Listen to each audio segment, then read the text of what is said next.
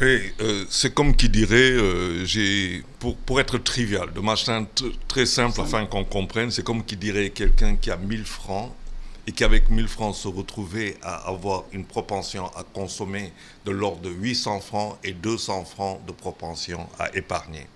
Et qui donc sur les 800 francs de sa propension à consommer constate qu'il y a une contraction très très forte et qui ramène à ne plus pouvoir acquérir pour le même montant les biens qu'il pouvait avoir. Et du coup, il va falloir qu'il aille chercher dans la propension à épargner pour venir combler le gap afin de rester dans l'acquisition des mêmes biens. C'est sa propension à épargner qui va maigrir. Et donc, c'est la projection sur l'avenir, c'est sa projection, ce sont ses projets, tout ça qu'il va devoir différer et mettre sur, par exemple, le long terme, alors qu'il les avait prévus sur le moyen terme. C'est ça la réalité que va vivre. Donc, j'avais ça pour vivre avec, je vais devoir aller chercher encore plus pour vivre. Et du coup, moi-même, je vais me retrouver dans ce qu'on appelle un système de dette. Parce que n'oublions pas que le Sénégal est un pays qui vit au-dessus de ses moyens. Cela aussi, il faut le dire. Nous avons acquis un certain nombre de choses que nous payons, mais ils sont au-delà de nos biens.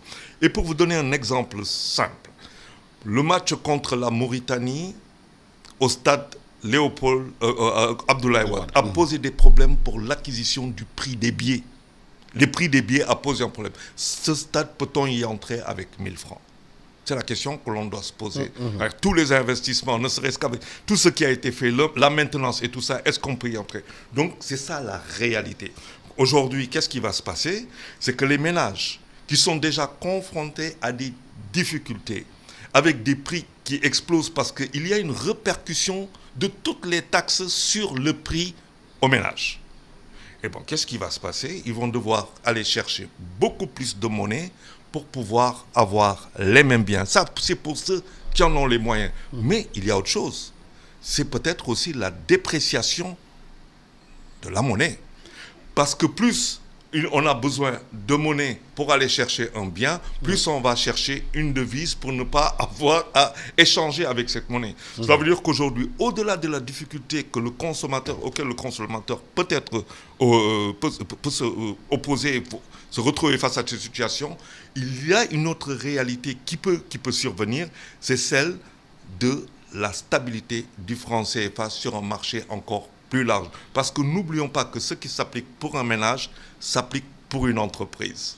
C'est exactement les mêmes choses parce que nous avons des besoins, nous avons des approvisionnements, nous avons 12 millions de miches de pain que nous achetons par jour, donc c'est le blé. Alors, est-ce que ça va se répercuter sur le pain après? Nous avons le carburant que nous achetons, nous avons le riz que nous achetons, et à chaque fois, si nous devons payer des taxes, plus 1%, et l'addition, la somme de ces 1% qu'on va chercher un peu partout, fait un pactole pour l'État, c'est vrai, mais qu'est-ce que cela fait sur le pouvoir d'achat et la puissance financière des entreprises? Ça, c'est des questions sur lesquelles il faut qu'on s'attarde. Alors maintenant, est-ce qu'il y a une étude sérieuse? Je pense qu'elle a été faite pour qu'on s'arrête sur 1%. Par exemple, pour la taxe d'1%. 1% de 100 000 francs, c'est 1000 francs. Oui. D'accord? 1% de 100 000, c'est 1000 francs. C'est peut-être pas beaucoup. 1% de 500 000, ça devient 500. Alors, quand on regarde tout ça, sur la somme, ça peut rapporter gros, mais sur le petit ménage, je ne sais pas.